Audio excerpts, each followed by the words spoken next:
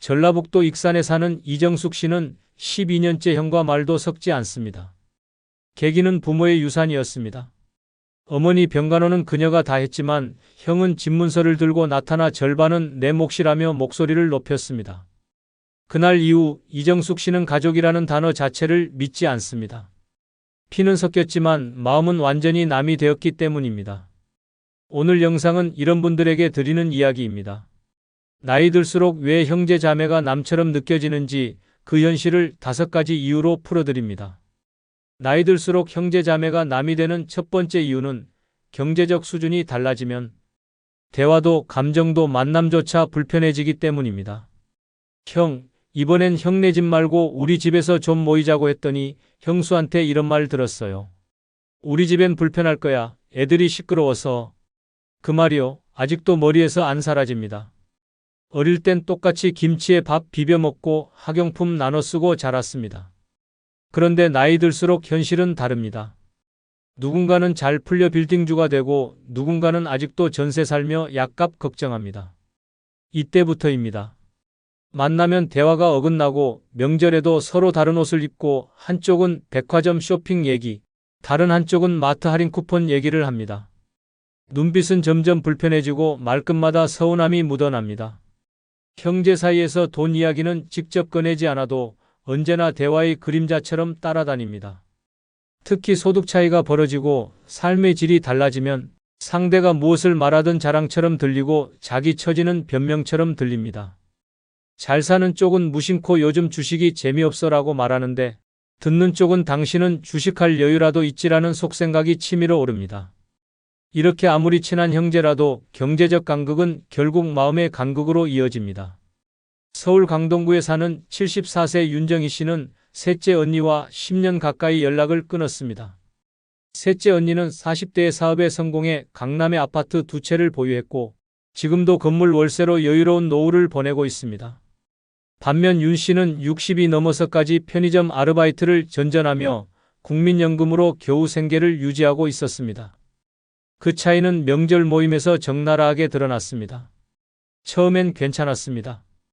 그런데 어느 순간부터 셋째 언니는 고급 음식만 준비했고 대화는 대부분 요즘은 해외 가도 사람들이 많아서 힘들다.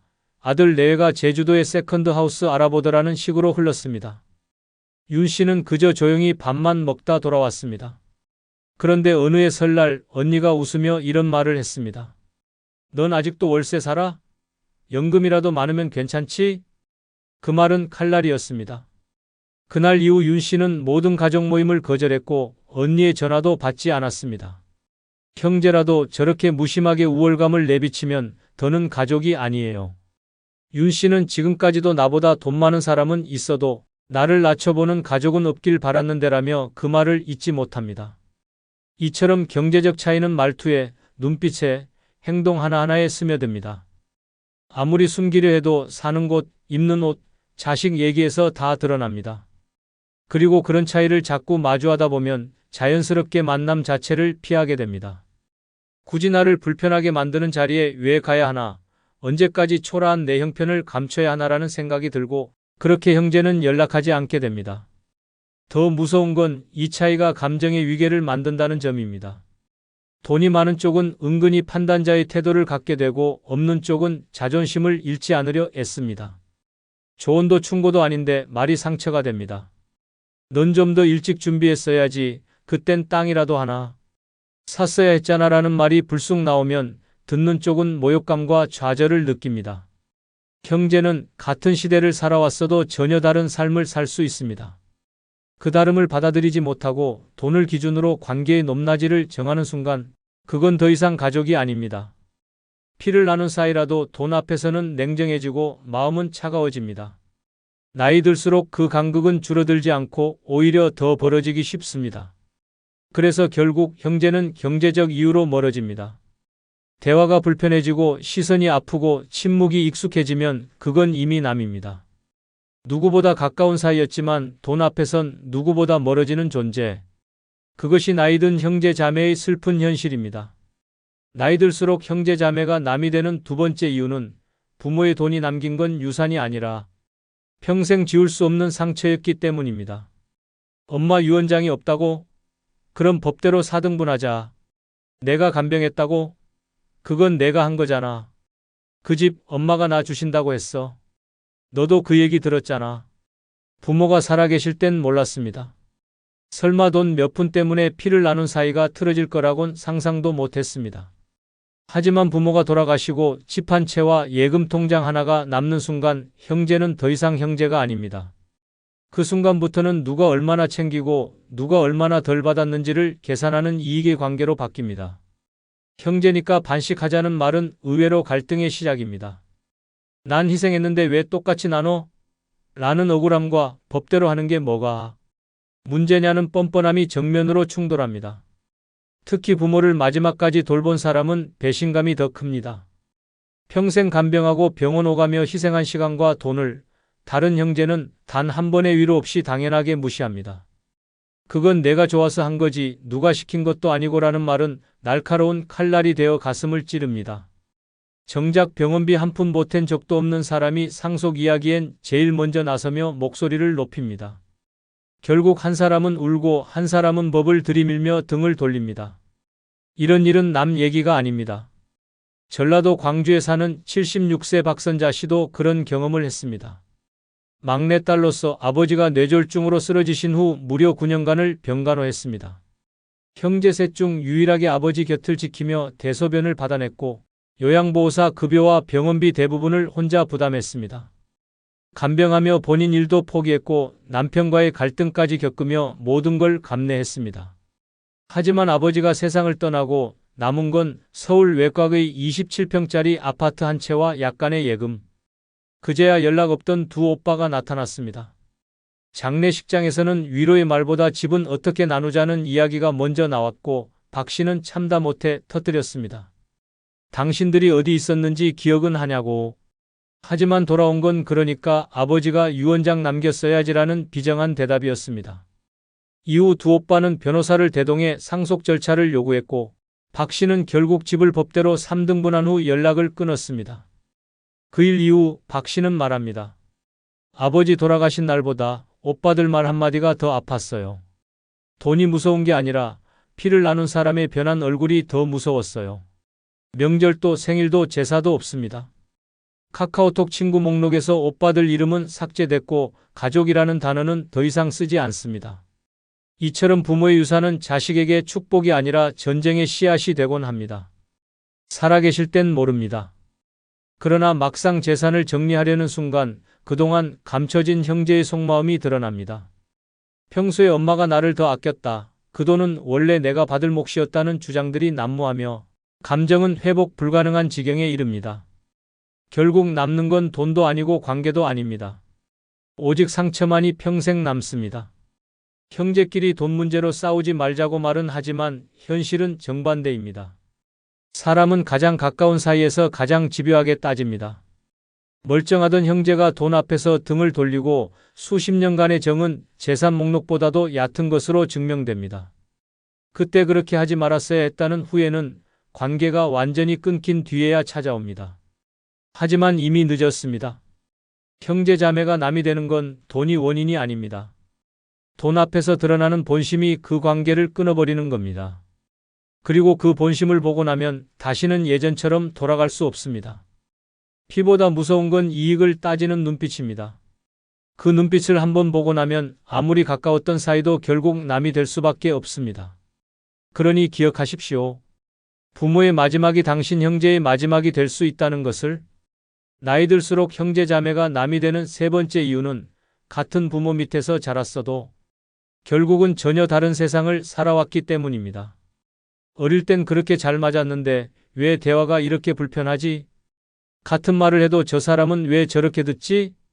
더는 형제랑 말 섞고 싶지 않다. 이런 생각 해보신 적 있으신가요? 그렇다면 당신은 이미 느끼셨을 겁니다. 형제 자매라는 관계는 나이가 들수록 편한 가족이 아니라 말이 통하지 않는 타인으로 변해간다는 사실을요. 어릴 땐 같은 방을 쓰고 같은 밥을 먹고 자랐습니다. 그때는 마음만 통하면 세상을 다 가진 듯 했습니다.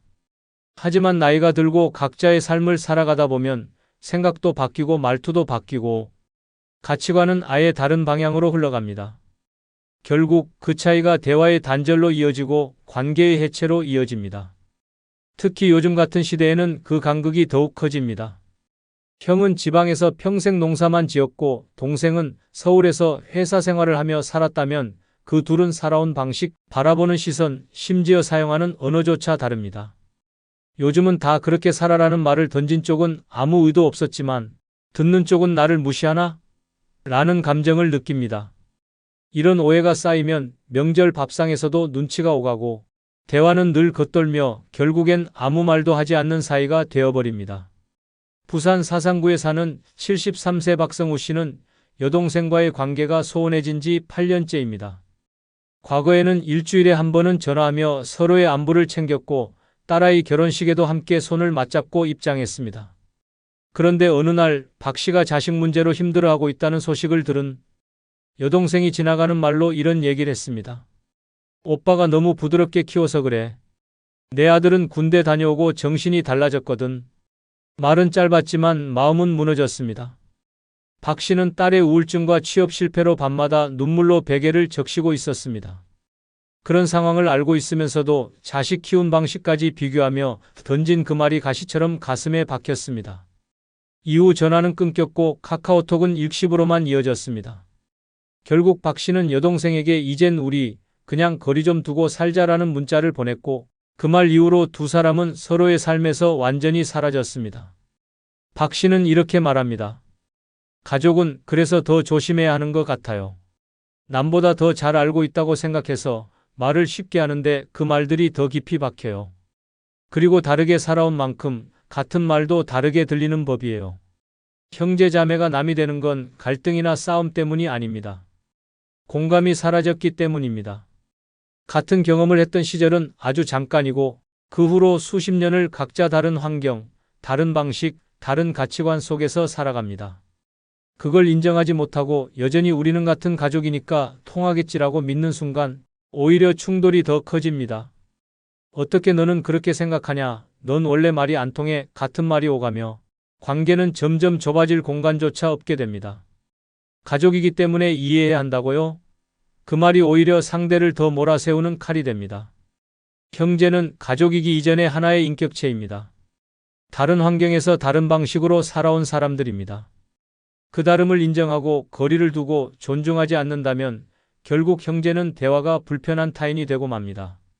어릴 적 추억만으론 지금의 감정을 지탱할 수 없습니다. 그래도 가족인데라는 말이 오히려 상처가 되는 순간 이미 그 관계는 예전의 그것이 아닙니다. 나이 들수록 형제 자매가 남이 되는 건 거창한 사건 때문이 아닙니다. 공감의 끈이 끊기고 말이 더 이상 위로가 되지 않을 때 우리는 자연스럽게 멀어집니다. 그리고 그 거리는 다시 좁혀지지 않습니다. 피보다 강한 건 지금의 마음입니다. 그리고 그 마음이 통하지 않으면 형제도 결국 남입니다. 나이 들수록 형제 자매가 남이 되는 네 번째 이유는 자식 문제로 시작된 갈등은 절대 원래대로 돌아가지 않기 때문입니다. 그 말 아직도 생생하게 기억나요. 네 딸은 왜 결혼 못하냐는 그 말이요. 그때부터 오빠 얼굴도 보기 싫어졌습니다. 형제 자매 사이에서 자식 이야기는 절대 가볍게 꺼낼 주제가 아닙니다. 그런데 나이 들수록 이 선을 넘는 순간이 자주 찾아옵니다. 우리 아들은 요즘 대기업 다닌다더라. 그 집 애는 이번에도 시험 떨어졌다며? 자식 교육이 그게 뭐냐라는 말은 겉으론 관심처럼 들리지만 실은 비교이고 평가이고 명백한 상처입니다. 가족끼리니까 말할 수 있다? 틀렸습니다. 형제끼리라서 더 못해야 할 말이 있습니다. 특히 부모 마음은 자식에게 가장 약하기에 자식 문제를 건드리는 순간 그 감정은 걷잡을 수 없이 무너집니다. 칭찬조차도 불편하게 들립니다. 조카는 똑똑하네, 그 집 애는 효자야라는 말도 상황에 따라선 상대방을 조용히 찌르는 칼이 됩니다. 게다가 자식의 문제가 부각될수록 형제 간에는 이상한 위계가 생깁니다. 성공한 자식을 둔 형제는 말끝마다 우월감을 숨기지 못하고 자식이 취업이나 결혼 등에서 어려움을 겪는 쪽은 점점 위축됩니다. 만남은 불편해지고 대화는 줄어들며 결국 서로의 소식을 멀리서만 듣는 관계가 됩니다. 눈으로는 웃어도 속으론 상처가 피어납니다. 그 쌓인 감정은 어느 날 폭발하고 한번 멀어진 마음은 다시 돌아오지 않습니다. 충청남도 천안에 사는 75세 이성옥 씨는 여동생과의 관계가 완전히 끊긴 지 5년째입니다. 결정적 계기는 조카들의 결혼 문제였습니다. 이 씨의 아들은 40대 초반이 되도록 결혼을 하지 않았고 여동생은 이런 말을 했습니다. 요즘은 연애도 능력인데 애가 너무 소극적이야. 오빠가 너무 엄하게 키운 거 아니야? 평소라면 넘길 수도 있었겠지만 그 시기 이 씨는 아들의 심리치료와 직장 스트레스로 마음고생이 심했던 터였습니다. 그날 이후 이 씨는 여동생의 얼굴조차 보기 싫어졌습니다. 생일 문자에도 답하지 않았고 추석에도 연락을 피했습니다. 여동생은 사과를 시도했지만 그냥 걱정돼서 한마리야라는 말이 오히려 이 씨의 마음을 더 닫게 만들었습니다. 정말 걱정했으면 그 말은 하지 말았어야지. 이 씨는 아직도 여동생의 전화번호를 휴대폰에서 지우지 않았습니다. 하지만 다시 통화할 일은 없을 거라고 말합니다. 자식 이야기로 갈라선 사이는 다시 붙지 않습니다. 이처럼 형제 사이를 갈라놓는 가장 흔하고도 치명적인 갈등은 자식입니다. 내 자식을 평가받는 순간 부모는 자신까지 부정당했다고 느낍니다. 그리고 형제의 입에서 나온 말이라면 더더욱 깊게 상처가 남습니다. 그 말은 절대 잊히지 않습니다. 네 애는 왜 그래라는 말은 너는 부모로서 실패했다는 말과 다르지 않습니다. 자식 문제는 각자의 삶과 고통이 담긴 영역입니다. 외부에서 보기엔 단순한 조언일 수 있지만 부모에겐 자존심이고 존재 이유입니다. 그 자존심을 무너뜨리는 말이 형제의 입에서 나왔을 때 마음은 돌아서고 감정의 문은 닫힙니다. 그 뒤엔 아무리 미안하다고 해도 그 문은 좀처럼 다시 열리지 않습니다. 형제는 인생의 절반 이상을 함께해온 존재입니다. 그러나 자식 문제로 갈라선 감정은 형제라는 이름 하나로는 회복되지 않습니다. 피보다 강한 건 자식에 대한 마음입니다. 그리고 그 마음을 무너뜨린 사람이 형제라면 더는 같은 편이 될 수 없습니다. 자식 문제로 상처받은 부모의 마음은 조용히 멀어지고 그렇게 형제는 남보다 먼 존재가 됩니다. 나이 들수록 이 관계는 돌아오지 않습니다. 형제라는 이름이 더 이상 위로가 되지 않는 순간이 찾아오면 그들은 이미 남입니다. 나이 들수록 형제 자매가 남이 되는 5번째 이유는 가까운 사이일수록 마음에 없는 말이 더 깊이 박히기 때문입니다. 그 말 남이 했으면 안 아팠을 거예요. 근데 형이 하니까 못 견디겠더라고요. 피를 나눈 가족이니까 대충 말해도 괜찮겠지? 절대 그렇지 않습니다. 남보다 가까운 사이일수록 말 한마디가 더 깊게 찌르고 더 오래 남습니다. 친구가 했으면 웃고 넘겼을 말도 형제 자매가 하면 가슴에 박힙니다. 왜냐고요? 기대가 있었기 때문입니다. 그 사람만은 내 마음을 이해해 주길 바랐고 그 사람만은 내 편이 되어 주길 바랐기 때문입니다. 하지만 현실은 그렇지 않았고 그래서 더 아프고 더 억울하고 결국엔 더 멀어지는 것입니다. 특히 나이 들수록 서로 살아온 환경과 가치관이 달라지며 말투 하나, 태도 하나가 상처가 됩니다. 너는 맨날 그 모양이지, 그 나이 먹고 아직도 그걸 몰라? 우리 자식들은 안 그래. 이런 말들이 아무렇지도 않게 튀어나옵니다. 조언처럼 포장된 비난, 관심처럼 들리는 무시. 가장 가까운 사람의 입에서 나온 말이 가장 아프게 가슴을 찌릅니다. 더 무서운 건 이 말을 한 사람은 기억도 못한다는 겁니다. 말한 사람은 에이, 그 정도를 가지고 삐쳐? 농담이었잖아 라며 대수롭지 않게 넘깁니다. 하지만 들은 사람은 밤잠을 설칩니다. 왜 내 형이, 왜 내 동생이 나한테 저런 말을 할까? 마음속에서 그 한마디를 곱씹고 또 곱씹습니다. 그 순간부터 그 형제는 더 이상 가족이 아니라 상처 준 사람으로 각인됩니다. 마음의 문이 닫히고 연락은 끊기고 생일도 명절도 사라집니다. 경상북도 구미에 사는 77세 김연아 씨는 오빠가 둘, 여동생이 하나 있습니다. 큰오빠와는 연락이 끊긴 지 12년이 넘었습니다. 결정적인 계기는 사소한 말 한마디였습니다. 김 씨의 딸이 이혼한 사실을 알게 된 큰오빠가 식사 자리에서 그 애는 어릴 때부터 남자복이 없더라라고 말한 겁니다. 모두가 웃으며 넘기려 했지만 김 씨는 순간 숨이 막히는 듯한 기분을 느꼈습니다. 오빠니까, 가족이니까 더 아팠습니다. 그날 이후 김 씨는 오빠와의 연락을 피했습니다. 몇 차례 사과 비슷한 말도 있었지만 그걸 아직도 마음에 두고 있냐는 말이 더 큰 상처가 됐습니다. 결국 김 씨는 큰오빠를 모든 가족 모임에서 제외했습니다. 조카 결혼식에도 가지 않았고 병문안도 거절했습니다. 김 씨는 말합니다.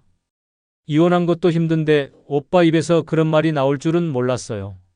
남이 그랬으면 참았겠죠. 근데 오빠였으니까 내 심장이 무너졌어요. 지금도 김 씨는 설이나 추석에 전화기만 쳐다봅니다. 연락이 올까 싶어 기대는 하지만 마음속 한켠에서는 다신 보고 싶지 않다는 감정도 공존합니다. 그 말 하나가 아직도 떠나지 않아요. 웃으며 내 가족을 무너뜨렸다는 게 제일 괘씸해요. 이처럼 형제 자매 사이의 말은 감정의 칼날입니다. 어린 시절부터 알고 지낸 사이이기에 어디가 약한지 어디를 찌르면 무너지는지 누구보다 잘 압니다.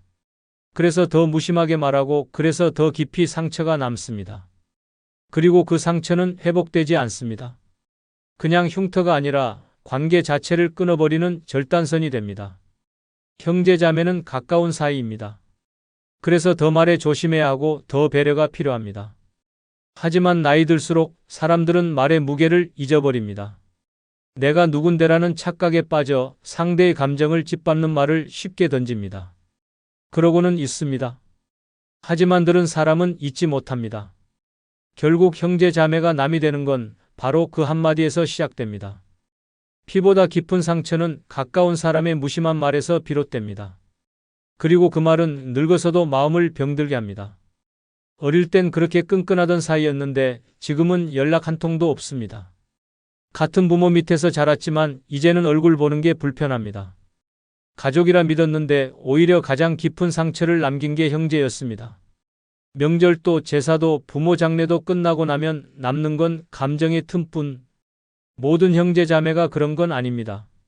하지만 상처받은 사람에겐 그 피가 더 아프게 느껴집니다. 이 영상은 그런 분들을 위한 이야기입니다. 늙어 왜 형제 자매가 남처럼 느껴지는지 그 진짜 5가지 이유로 말씀드리겠습니다. 구독, 좋아요, 알림 설정 하시면 시작하겠습니다. 늙어 형제 자매가 남이 되는 첫 번째 이유는 부모. 봉양 문제로 남는 건 희생한 사람의 억울함과 갈등뿐이기 때문입니다. 당신들 다 어디 있었어? 아버지 요양병원에 누가 몇 번이나 왔는지 알아? 간병비는 왜 나만 냈는데 이제 와서 왜 상속 얘기부터 꺼내는데? 이 말 당신도 혹시 가슴속에서 꺼내고 싶었던 적 있습니까? 형제 자매가 남이 되는 건 어느 날 갑자기 시작되지 않습니다. 가장 먼저 금이 가는 순간은 부모님이 병들어 누우셨을 때입니다. 한 사람은 어깨를 짓누르는 현실을 감당하고 다른 형제들은 바쁘다, 애들 키우느라 힘들다며 멀어집니다. 그렇게 한 사람에게 모든 부담이 쏠립니다. 간병, 병원 수발, 병원비, 돌봄. 형제는 많아도 손 내미는 사람은 없습니다. 처음엔 이해하려 했습니다. 그러나 시간이 흐르고 부모의 마지막이 다가오면 얘기는 달라집니다. 형제들 중 아무것도 하지 않았던 사람이 나타나 어머니 집은 어떻게 나눌 건데? 라는 말부터 꺼냅니다. 그때부터입니다.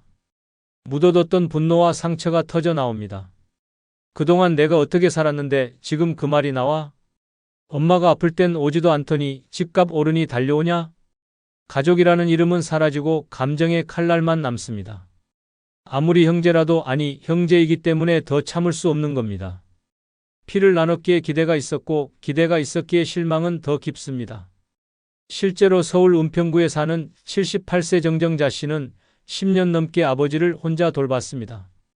큰오빠는 지방에 살고 있다는 이유로, 여동생은 자식 결혼 문제로 바쁘다는 이유로 발길을 끊었습니다. 정 씨는 낮엔 일하고 밤엔 아버지를 간호했습니다. 치매가 심해지자 대소변을 받아내고 병원 가는 길에 아버지가 사람들 앞에서 옷을 벗는 창피도 겪었습니다. 하지만 누구 하나 곁에 없었습니다.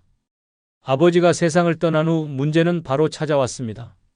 장례가 끝나기도 전에 큰오빠가 말했습니다. 우리도 유산 받을 권리는 있으니까 절차는 공정하게 하자. 그 말 한마디에 정 씨는 입술을 깨물었습니다.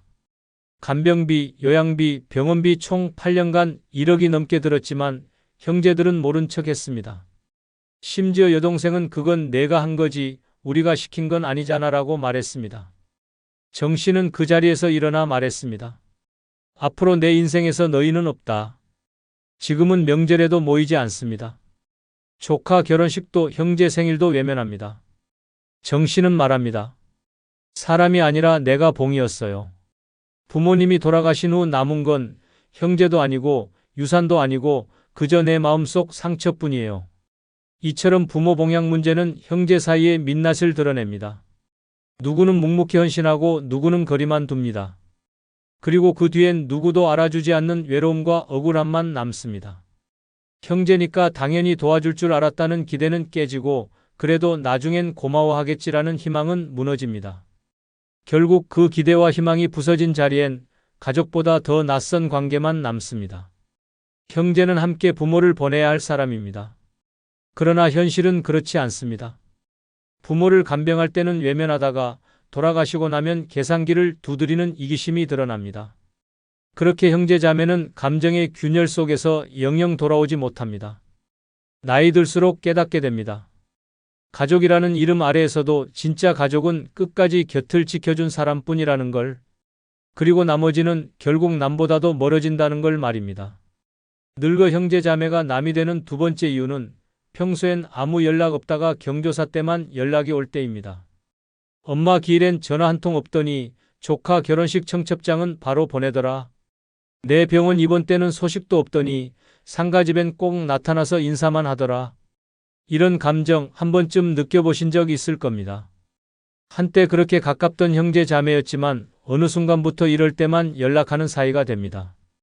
평소엔 안부 인사도 없고 아플 때도 모릅니다. 그런데 누가 돌아가셨다, 결혼한다, 환갑잔치다 싶으면 잘 지냈냐는 말과 함께 메시지가 날아옵니다. 말은 반갑다고 하지만 그 안에 담긴 건 진심이 아니라 의무감일 뿐입니다. 그 순간 느껴집니다. 아, 이 사람은 내 인생의 실제 관계가 아니라 예식장에 필요한 얼굴일 뿐이라는 것을요. 자주 못 보더라도 진심이 있다면 괜찮습니다. 하지만 필요할 때만 연락하고 끝나면 곧장 다시 침묵. 이런 형제 자매의 태도는 마음에 깊은 이물감을 남깁니다. 내가 이런 존재였나? 라는 씁쓸한 물음표가 마음에 박힙니다. 서울 강서구에 사는 75세 최영희 씨는 둘째 동생과 7년째 연락을 끊고 살고 있습니다. 결정적인 계기는 장남의 결혼식이었습니다. 평소에는 명절에도 연락이 없던 동생이 아들이 결혼한다며 청첩장을 들고 나타났습니다. 언니, 그동안 너무 연락 못 드렸어요. 근데 아들 결혼식엔 꼭 와줘야 해요. 얼굴 가득 미소를 짓고 있었지만 최 씨는 속이 울렁거렸습니다. 그 자리에서 최 씨는 말없이 청첩장을 받아들고 참석 여부에 대해 아무 말도 하지 않았습니다. 하지만 마음속은 이미 결정이 나 있었습니다. 이 사람은 이제 내 동생이 아니다. 3년 전 최 씨가 허리 수술을 받고 입원했을 때 동생은 전화 한 통 없었습니다. 명절에도 문자 한 줄 오지 않았고 부모님 제사에도 바쁘다는 이유로 불참했습니다. 그런데 결혼식은 꼭 와달라는 그 말이 날선 비수처럼 꽂혔습니다. 최 씨는 결국 결혼식에 참석하지 않았고 이후 동생은 연락이 두절됐습니다. 최 씨는 말합니다. 나는 평소에 없는 사람 취급받다가 결혼식 손님 한 명 채우러 불린 느낌이었어요. 피는 섞였어도 그 사람은 이제 남이에요. 지금도 그녀는 가족 단체방에서 동생의 번호를 차단해둔 상태입니다. 이 사례는 단지 한 사람의 얘기가 아닙니다. 실제로 많은 사람들이 형제 자매와의 관계에서 이런 씁쓸한 감정을 겪습니다. 평소엔 무소식, 무관심, 무존재. 그러다 갑자기 상가집이나 결혼식에서 오랜만이네라는 인사와 함께 나타나면 그 위선적인 얼굴이 더욱 멀게만 느껴집니다. 이런 관계는 더 이상 가족이라 부르기 어렵습니다. 관심이 단절된 채 오직 사회적 체면이나 형식으로만 이어지는 관계는 가족이 아니라 비즈니스에 가깝습니다. 나이 들수록 진짜 가족은 자주 보지 않아도 서로의 삶에 관심을 갖는 사람이어야 합니다. 하지만 경조사 때만 나타나는 형제는 오히려 남보다 더 큰 공허함을 안겨줍니다. 가장 슬픈 건 그런 연락조차 점점 사라진다는 겁니다. 마지막 인사는 장례식장일 수도 있습니다. 그마저도 우리 서로 너무 오래 멀어졌지라는 말 한마디로 끝나버립니다. 그리고 그 이후엔 정말로 남이 됩니다. 마음이 끊긴 형제는 한때의 추억만 남기고 내 삶에서 조용히 사라집니다. 나이 들수록 우리는 알게 됩니다. 진짜 가족은 경조사 때만 찾는 사람이 아니라 평소에 내 안부를 궁금해하는 사람이라는 걸. 그리고 그 사람이 아니라면 피를 나눴어도 남입니다. 그 어떤 사연보다 아프고 그 어떤 이별보다 조용한 관계의 끝. 그것이 형제 자매가 남이 되는 마지막 모습입니다. 늙어 형제 자매가 남이 되는 세 번째 이유는 어릴 적 서운함을 여전히 품고 있기 때문입니다. 그때 왜 나만 시장에 안 데려갔는지 아직도 기억나요. 새 옷은 늘 언니가 먼저였고 나는 물려입기만 했어요.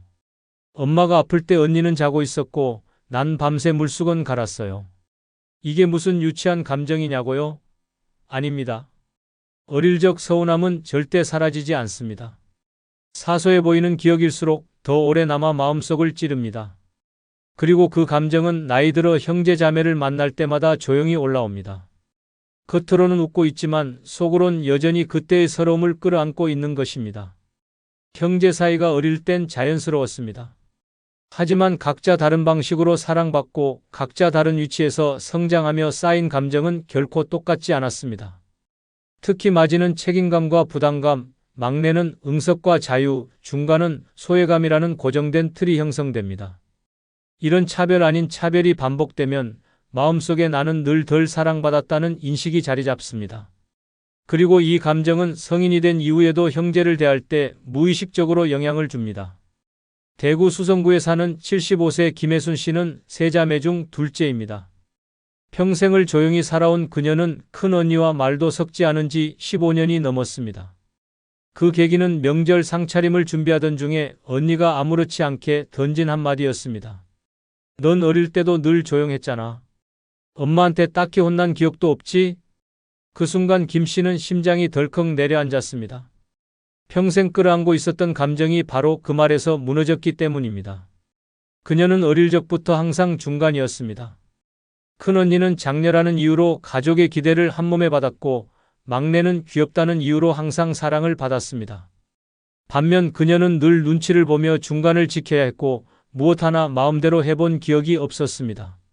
친구들과 소풍 갈 때도 언니는 돈을 받고 막내는 도시락을 싸갔지만 자신은 내가 알아서 해라는 말을 들었습니다. 김 씨는 그 서운함을 수십 년간 마음에 묻고 살았습니다. 하지만 그날 언니가 던진 한마디에 모든 게 터졌습니다. 넌 사랑받는 게 뭔지 몰라. 그래서 그렇게 된 거야. 말을 내뱉고 김 씨는 그 자리를 박차고 나왔습니다. 이후로는 명절 초대도 받지 않고 언니의 안부 전화도 받지 않습니다. 지금도 김 씨는 말합니다. 사람은 나이 들어도 안 변해요. 어릴 때 누가 날 아프게 했는지, 누가 날 외면했는지 그건 죽을 때까지 기억납니다. 그 말 속엔 억울함과 서운함이 뒤섞여 있었습니다. 김 씨에게 형제는 가족이 아닌 감정을 되새김질하게 만드는 잊고 싶은 관계가 되어버린 것입니다. 이처럼 형제 사이에 남아있는 오래된 감정은 쉽게 없어지지 않습니다. 특히 그 감정이 서운함일 경우 겉으론 아무 일 없는 듯 보여도 속으로는 계속 골마갑니다.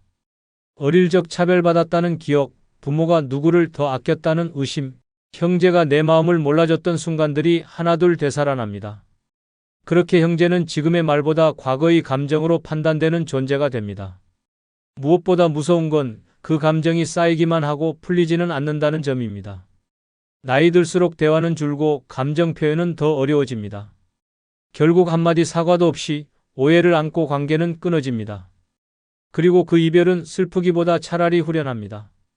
이제는 더 이상 상처받지 않아도 된다는 해방감이 따릅니다. 형제자매는 나를 가장 오래 본 사람이지만 그만큼 나를 가장 깊이 다치게 할 수 있는 사람입니다. 그 관계를 유지하려면 과거의 감정을 끌어안고 사는 것이 아니라 그 감정을 인정하고 조심하는 태도가 필요합니다. 하지만 대부분은 그걸 외면합니다. 그리고 결국 서로를 피하고 서로를 잊고 서로를 남처럼 대하게 됩니다. 나이 들수록 형제 자매가 남이 되는 건 단지 지금의 일이 쌓여서가 아닙니다. 오히려 어린 시절 내내 꾹꾹 눌러왔던 감정이 나이 들수록 더 자주, 더 깊게 올라오기 때문입니다. 그 감정을 풀지 못하고 살아온 사람들에겐 형제라는 존재가 결국 남보다 더 불편한 관계로 남을 수밖에 없습니다. 그리고 그 이별은 조용하지만 영원합니다. 늙어 형제 자매가 남이 되는 네 번째 이유는 노후 생활이 경제적 비교의 대상이 될 때 관계가 감정 아닌 숫자로 무너지기 때문입니다. 형네는 해외여행 다닌다며? 너희는 연금 많이 나오잖아. 그렇게 좋은 데서 살면 명절에 선물 하나쯤 더 할 수 있잖아? 처음엔 농담이었습니다. 하지만 그 말 속엔 뾰족한 칼날이 숨어 있습니다. 노후의 삶이 잘 사는 사람과 간신히 버티는 사람으로 나뉘기 시작하면 형제자매는 서로에게 위로가 아닌 불편한 거울이 됩니다. 만나면 괜히 위축되고 말 한마디에도 자존심이 흔들립니다. 부동산, 연금, 자식의 직업, 병원비 걱정까지 모두가 비교의 대상이 되고 그 비교가 마음의 벽을 세웁니다. 특히 60대를 넘어서면 삶은 더 분명히 갈립니다. 공무원 연금이나 퇴직금이 넉넉한 형제는 한 달에 2번 골프 치러 나가고 생활형 알바로 겨우 버티는 형제는 교통비 아끼려고 약국도 걸어갑니다. 그런 상황에서 우리 와이프는 이번에 안마의자 바꿨어 같은 말은 상대에게 수치심과 허탈함을 안깁니다. 아무리 형제라도 경제적 차이는 마음을 멀게 만듭니다. 감정이 아니라 숫자가 거리를 결정짓기 때문입니다.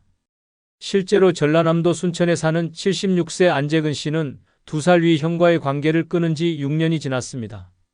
두 사람은 어릴 적부터 친구처럼 지냈고 청년기엔 함께 자취하며 서로의 삶을 응원하던 사이였습니다. 그러나 은퇴 후 모든 게 바뀌었습니다. 형은 공기업에 다니다가 정년퇴직하며 공무원 연금에 가까운 수준의 월급여를 받았고 안 씨는 자영업 실패로 퇴직금도 없이 65세까지 일하다 겨우 국민연금으로 생계를 이어가고 있었습니다. 차이는 모임에서부터 드러났습니다. 형은 언제나 좋은 옷을 입고 왔고 요즘 골프장에서 바람 쐬니 허리도 안 아프더라며 건강 자랑을 했습니다. 안 씨는 웃으며 들었지만 속은 끓어올랐습니다. 대화의 끝은 늘 요즘 연금도 쥐꼬리라 생활이 빠듯해라는 안 씨의 말. 그리고 그래도 형제끼리 뭔가 도우며 살자는 형의 말이었습니다. 그 말은 늘 부담이었고 빚진 기분이 들었습니다. 결정적인 사건은 명절 때 일어났습니다. 형이 가족 모임에서 아들 이야기를 꺼내며 이렇게 말했습니다. 우리 애는 이번에 벤츠 뽑았대. 그런데 재근이 내 아들은 요즘 뭐해? 그 순간 안 씨는 수저를 내려놓았습니다. 가슴이 찢어지는 기분이었습니다. 그의 아들은 회사를 다녀 구조조정을 당한 후 3년째 백수였고 우울증 약을 복용 중이었습니다. 그걸 알면서도 아니 알기에 일부러 꺼낸 말 같았습니다. 그날 이후 안 씨는 모든 가족 모임을 끊었습니다. 전화도 받지 않았고 형에게 이제 각자의 삶에 집중하자는 문자를 보낸 뒤 차단했습니다. 지금은 조카 결혼식에도 가지 않고 고모 제사도 따로 지냅니다. 형이 날 깎아내렸다는 느낌 아직도 생생합니다. 피는 섞였지만 마음은 다르다는 걸 그날 확실히 알았어요. 이처럼 노후에 드러나는 경제적 격차는 형제 사이의 감정을 잠식합니다. 누구는 여유롭게 요양병원을 고르고 누구는 통장 잔고 보며 진료일을 미룹니다. 그때 너도 조금만 일찍 준비했으면 좋았을 텐데라는 말 한마디는 평생 쌓아온 형제애를 무너뜨립니다. 형제자매는 돈을 나누지 않더라도 감정을 나눌 수 있어야 합니다. 하지만 노년의 삶은 그마저도 어렵습니다. 돈은 말에 태도를 입히고 시선의 위계를 만듭니다. 부러움이 질투가 되고 위로가 오지랖이 됩니다. 결국 같은 피를 나눈 사람이 세상에서 가장 불편한 존재가 됩니다. 나이 들수록 우리는 돈이 곧 자존심이라는 걸 알게 됩니다. 그리고 형제는 그 자존심을 가장 쉽게 건드리는 사람입니다. 비교당하는 순간 말없이 무너집니다. 경제력이 다르면 삶이 다르고 삶이 다르면 감정도 함께 멀어집니다. 그렇게 형제자매는 가장 오래된 타인이 됩니다. 피는 섞였지만 마음은 이미 남입니다. 늙어 형제자매가 남이 되는 5번째 이유는 같은 뱃속에서 태어났어도 살아온 방식과 가치관이 너무 다를 때입니다. 그 얘기를 형이 그렇게 받아들일 줄은 몰랐어요. 그 말을 듣고는 이 사람하고는 대화 그만해야겠다 싶었습니다.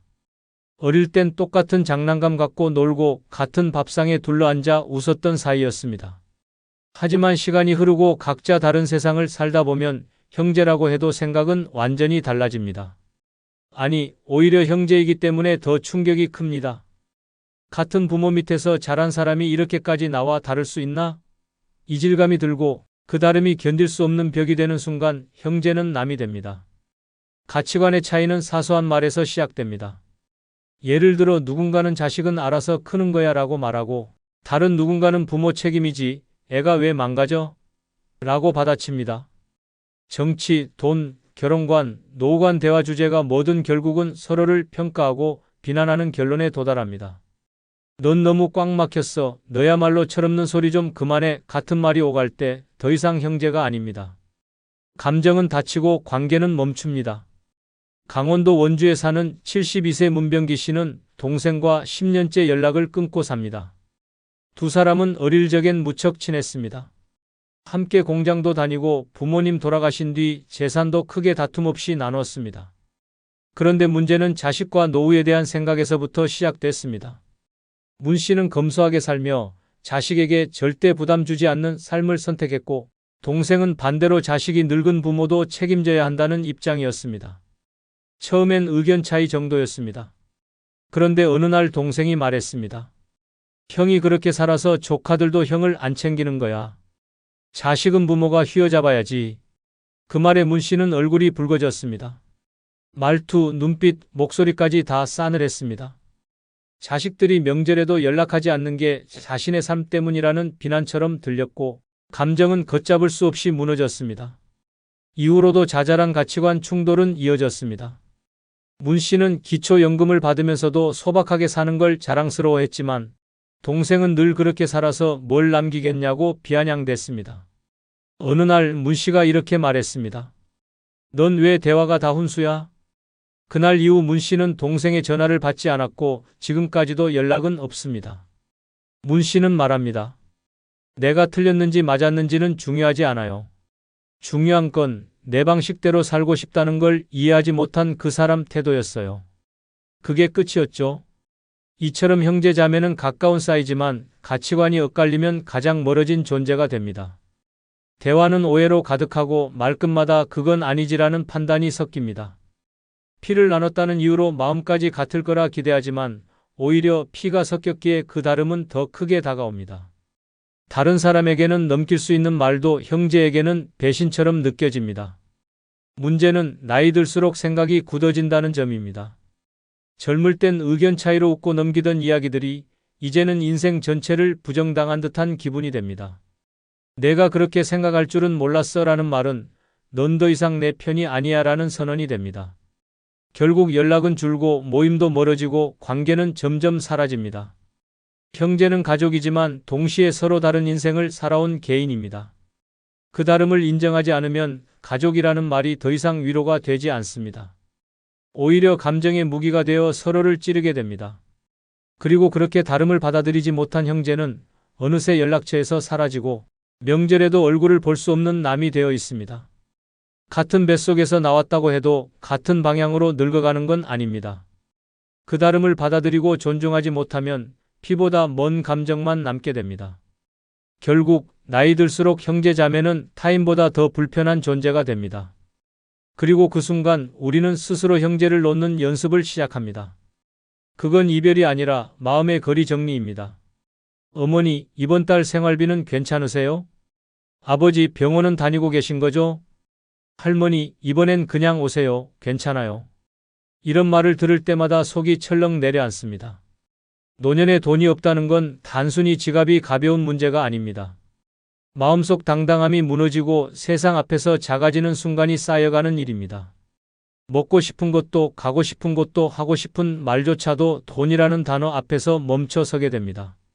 오늘은 그 숨막히는 현실의 민낯을 적나라하게 보여드리고 영상 후반에는 노년에 돈을 모으는 현실적인 방법까지 알려드리겠습니다. 구독, 좋아요, 알림 설정 누르시면 시작하겠습니다. 노년에 돈 없을 때 비참해지는 첫 번째 순간은 집안에 곰팡이가 생겨도 돈이 없어 해결하지 못하는 순간입니다. 비 오는 날이면 벽지가 부풀어 오르고 그 틈 사이로 까맣게 번져가는 곰팡이가 눈에 들어옵니다.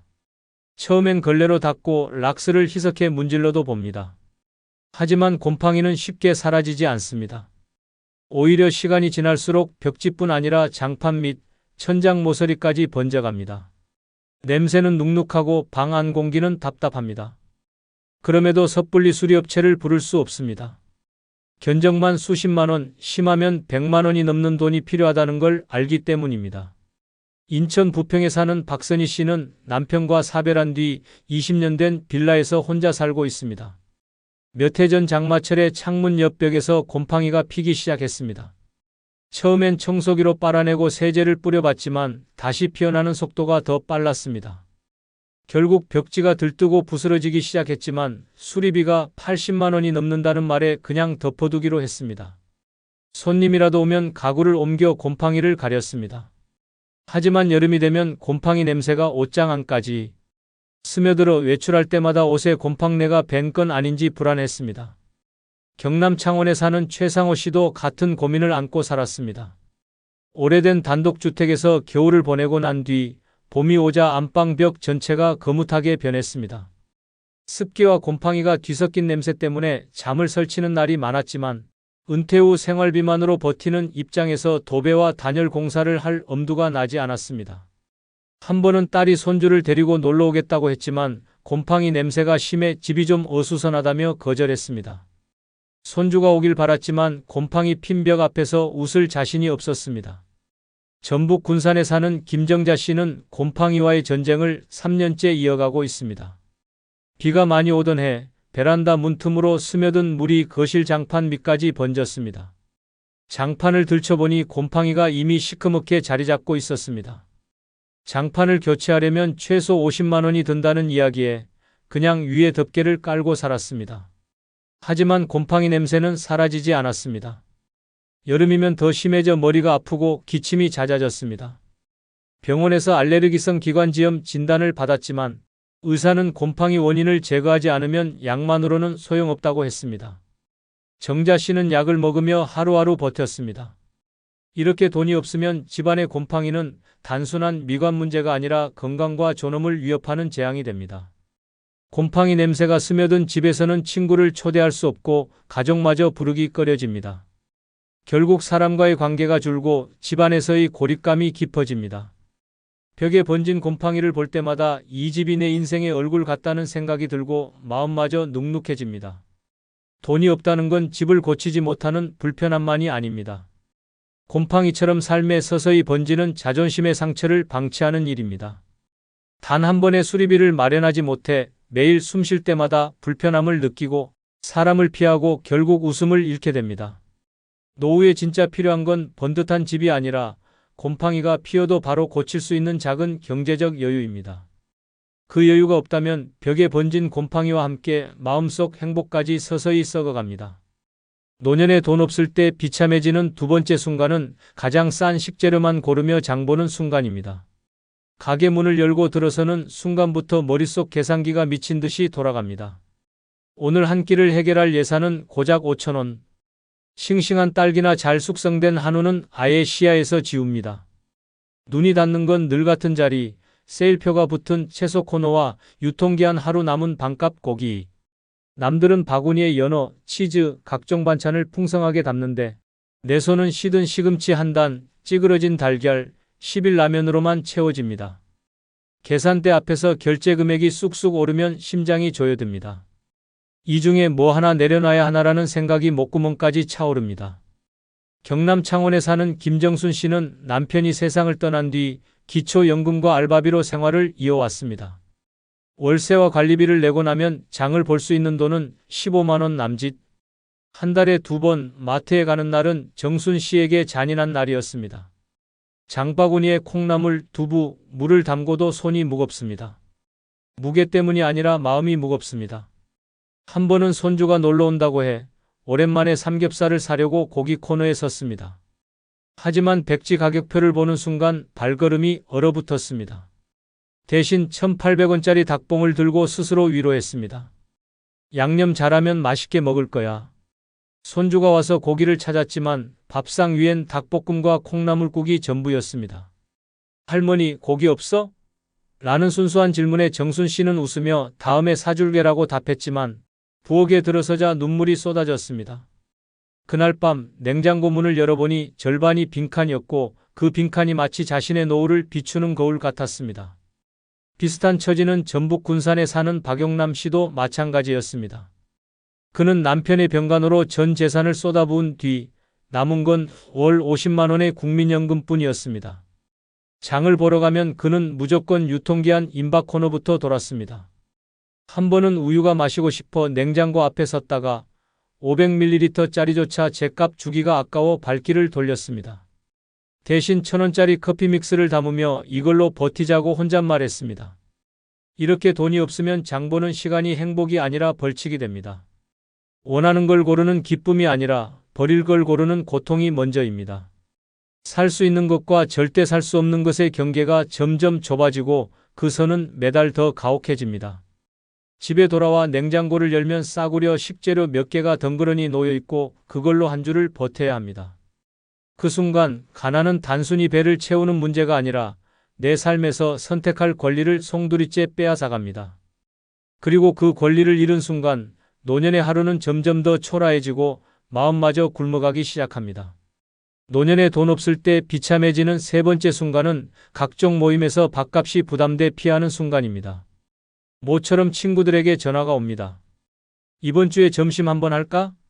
예전 같으면 두말 없이 나갔겠지만 지금은 머릿속이 복잡해집니다. 요즘 시내 식당 밥값이 기본 1만 5천 원, 커피까지 하면 2만 원이 훌쩍 넘어갑니다. 한번 나가면 최소 23만 원이 깨지는 셈입니다. 월 생활비를 손가락으로 셈하는 입장에서 이건 큰 돈입니다. 순간 몸이 좀 안 좋아서 다음에 보자라는 변명이 입 밖으로 나옵니다. 웃으며 전화를 끊지만 속은 씁쓸합니다. 모임을 피한 게 아니라 밥값을 피한 겁니다. 대전 유성에 사는 이명자 씨는 젊을 때만 해도 모임의 분위기 메이커였습니다. 주말이면 친구들과 점심 먹고 차 마시고 노래방까지 이어지는 날이 많았습니다. 하지만 남편이 사업 실패와 함께 노후 자금이 증발하면서 상황이 달라졌습니다. 지금은 기초연금과 파트타임 일당으로 생활을 이어갑니다. 한 달 용돈이라 해봐야 10만 원 남짓. 그런 상황에서 친구 모임은 사치였습니다. 한 번은 40년 지기 친구가 생일이라고 점심을 하자고 했습니다. 마음 같아선 꽃다발에 선물까지 사서 가고 싶었지만 지갑 사정을 생각하니 발걸음이 떨어지지 않았습니다. 밥값도 겨우 낼 판에 무슨 선물이야 라는 생각에 결국 전날 밤 몸이 아프다는 문자를 보냈습니다. 친구는 괜찮아, 다음에 보자라고 답했지만 그 이후로 연락이 뜸해졌습니다. 명자 씨는 한동안 휴대폰 벨소리가 울릴 때마다 가슴이 철렁 내려앉았습니다. 혹시 또 모임 초대일까봐. 서울 송파에 사는 박태수 씨도 비슷한 경험을 했습니다. 은퇴 후 매달 모이던 동호회가 있었습니다. 한 달에 한 번 점심 모임이었지만 장소가 늘 호텔 뷔페나 유명 한정식집이었습니다. 1인 3만 원 이상은 기본, 거기에 회비까지 얹히니 모임 하루가 지나면 지갑이 텅 비었습니다. 몇 번은 카드를 긁었지만 결제일이 돌아올 때마다 한숨이 나왔습니다. 그러다 결국 모임을 그만두었습니다. 처음에는 바쁘다는 핑계를 댔지만 시간이 지날수록 연락 자체가 끊겼습니다. 태수 씨는 집에서 혼자 밥을 먹으며 TV 속 맛집 프로그램을 보다가 갑자기 눈물이 차올랐습니다. 저런 곳에 나도 가고 싶었는데 이렇게 돈이 없으면 모임이 단순한 즐거움이 아니라 부담이 됩니다. 사람을 만나 웃고 떠드는 시간보다 계산대 앞에서 손이 떨리는 시간이 더 길어집니다. 결국 피하게 되고 피하다 보면 관계가 멀어집니다. 모임에서 빠지는 이유를 솔직히 말하기는 어렵습니다. 돈이 없어서라고 말하는 순간 자존심이 무너질 것 같기 때문입니다. 그래서 병을 핑계로, 바쁨을 핑계로 관계를 하나둘 놓아버립니다. 문제는 이렇게 한번 놓친 관계는 다시 잇기 어렵다는 겁니다. 사람들은 시간이 지나면 새로운 인연을 만들고 모임에서 사라진 사람은 잊혀집니다. 결국 집안에 혼자 남아 TV나 스마트폰 속 세상만 바라보게 됩니다. 그 외로움은 배고픔보다 더 깊고 오래갑니다. 노년에 돈 없을 때 비참해지는 네 번째 순간은 친구들과 즐거운 여행을 가도 마음속엔 돈 걱정으로 근심할 때입니다. 버스 창밖으로 바다가 보이고 친구들 웃음소리가 들립니다. 겉으론 같이 웃지만 속은 복잡합니다. 숙박비, 식사비, 기념품값까지 계산기를 머릿속에서 돌리느라 풍경이 눈에 들어오지 않습니다. 마트 장바구니를 고를 때처럼 여행에서도 이건 사도 되나? 다음 끼니는 어떻게 줄이지? 라는 생각이 그림자처럼 따라 붙습니다. 다른 사람들은 여유롭게 카페에서 커피를 마시지만 나는 물만 마시며 웃는 신용을 합니다. 사진 속 표정은 즐거워 보여도 그 웃음 뒤에는 돌아가면 통장이 얼마나 남을까라는 불안이 숨어 있습니다. 부산에 사는 김영숙 씨는 평생 아끼며 살다 처음으로 친구들과 2박 3일 제주 여행을 떠났습니다. 비행기표부터 숙소까지 모두 친구들이 추천하는 대로 예약됐습니다. 출발 전부터 영숙 씨는 이번 달 연금으로는 빠듯하니 다음 달 공과금은 조금 미뤄야겠다는 계산을 하고 있었습니다. 여행 첫날 친구들이 흑돼지 식당으로 향했지만 메뉴판 가격을 보는 순간 속이 철렁 내려앉았습니다. 1인분에 2만 원이 넘는 가격. 웃으며 난 고기 많이 못 먹으라며 밥만 주문했지만 속으론 이 돈이면 집에서 10끼를 먹겠다는 생각이 들었습니다. 둘째 날엔 올레길을 걸으며 기념품 가게에 들렀습니다. 친구들이 하나둘 지갑을 꺼내 예쁜 스카프와 특산품을 샀습니다. 영숙 씨도 손에 들었다가 가격표를 보고 조용히 내려놓았습니다. 집 많아져서 안 사라는 말로 웃어넘겼지만 그 순간 친구와의 대화가 멀어지는 느낌이 들었습니다. 여행 마지막 날 공항 카페에서 친구들이 커피를 주문할 때도 영숙 씨는 배가 안 고프다며 자리를 지켰습니다. 하지만 돌아오는 비행기 안에서 문득 이런 생각이 들었습니다. 내가 이 여행에서 진짜 얻은 게 뭐지? 추억? 아니야, 불안뿐이야. 경기 파주에 사는 최병호 씨도 비슷한 경험을 했습니다. 은퇴 후 첫 친구들과의 해외여행이었습니다. 모두가 오래 기다린 여행이라 들뜬 분위기였지만 병호 씨의 머릿속은 환율이 올랐는데 이번 달 생활비로 버틸 수 있을까라는 생각으로 가득했습니다. 현지 식당에서 친구들이 해산물 플래터를 시킬 때 그는 배가 불러서라며 작은 샐러드 하나만 시켰습니다. 관광지 입장료가 예상보다 비싸자 난 여기 전에 와봤어 라고 둘러대며 호텔로 돌아왔습니다. 그날 밤 호텔 방에서 혼자 편의점에서 산 컵라면을 먹으며 밖에서 들려오는 친구들의 웃음소리를 들었습니다. 그 순간 그는 깨달았습니다. 나는 여행을 온 게 아니라 돈 걱정하러 온 거구나. 이렇게 돈이 없으면 여행이 즐거움이 아니라 불안의 연속이 됩니다. 바다와 산, 새로운 음식과 문화보다 먼저 눈에 들어오는 건 가격표입니다. 여행 중에도 마음 한편이 무겁고 귀국 후엔 카드 명세서를 보는 순간 또다시 한숨이 나옵니다. 여행의 추억보다 돈이 빠져나간 장면만 선명하게 남습니다. 결국 이런 여행은 마음의 휴식이 아니라 또 다른 스트레스가 됩니다. 노년에 돈 없을 때 비참해지는 5번째 순간은 연금날만 손꼽아 기다리는 순간입니다. 달력 위 빨간 동그라미 하나에 온 인생이 매달려 있습니다.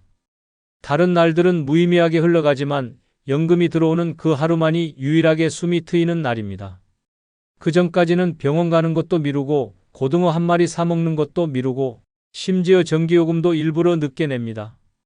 연금날이 다가오면 마음은 설레는 게 아니라 초조해집니다. 들어오는 돈보다 나갈 돈이 훨씬 많다는 걸 너무 잘 알기 때문입니다. 전북 익산에 사는 조순희 씨는 매달 25일만 되면 새벽부터 눈이 뜨입니다. 국민연금 41만 원이 들어오는 날입니다. 하지만 그 돈이 통장에 찍히는 순간 동시에 절반 이상이 빠져나갑니다. 밀린 관리비, 전기세, 카드값, 약국 외상값까지 일시간도 안 돼 통장 잔액은 10만 원 남짓이 됩니다. 그 돈으로 한 달을 버텨야 하니 마트에 가서도 장바구니에 뭘 넣을지 10분 넘게 고민합니다. 한 번은 라면 한 박스를 살까 하다 1,500원 더 싼 5개 묶음을 골라 들었습니다.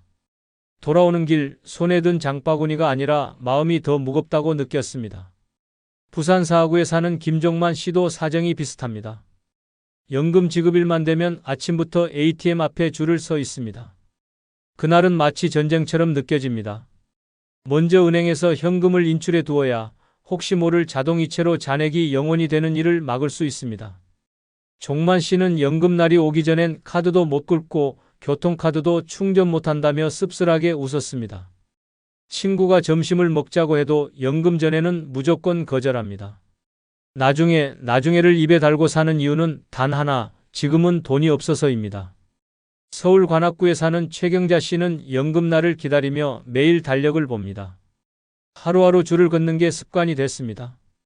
아직 12일 남았네라는 생각이 들면 냉장고 문을 열어 남은 재료로 어떻게 버틸지 계산합니다. 밀가루가 있으면 부침개로 이틀, 김치찌개로 사흘, 나머지는 밥에 간장 비벼 먹는 식입니다. 연금날 전날 밤은 거의 뜬 눈으로 보냅니다.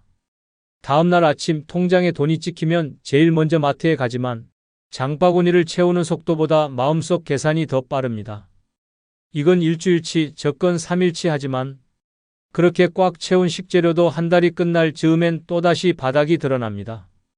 그리고 다시 빨간 동그라미를 세며 기다립니다. 이렇게 연금날만 손꼽아 기다리는 생활은 단순히 가난을 넘어서 삶의 리듬까지 돈에 종속시킵니다. 날짜가 행복을 결정하고 통장 잔액이 기분을 지배합니다. 친구 만나는 날, 병원 가는 날, 심지어 약을 사는 날조차 연금날을 기준으로 정해집니다.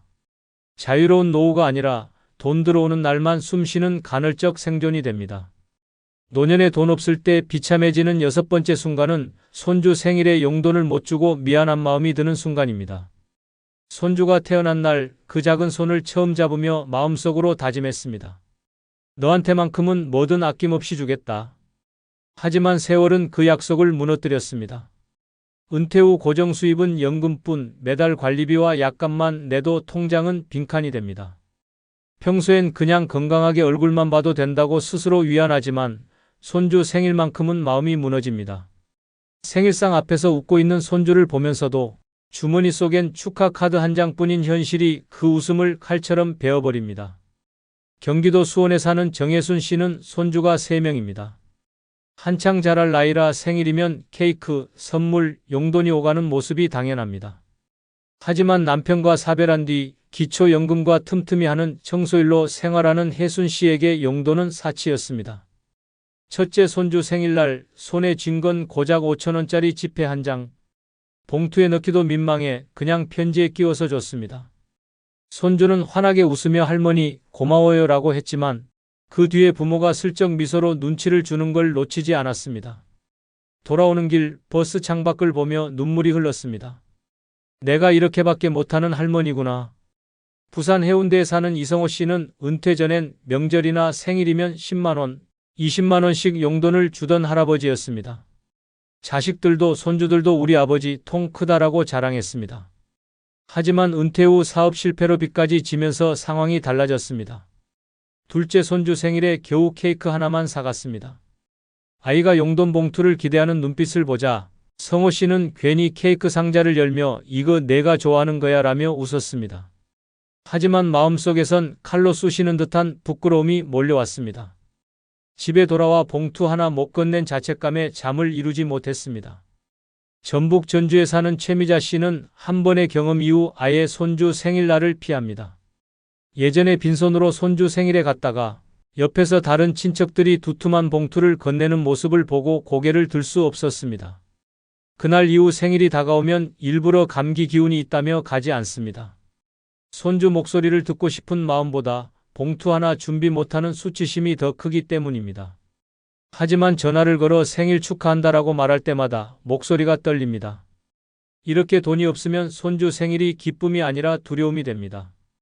축하해주고 싶은 마음은 크지만 현실은 그 마음을 담아낼 여유를 허락하지 않습니다.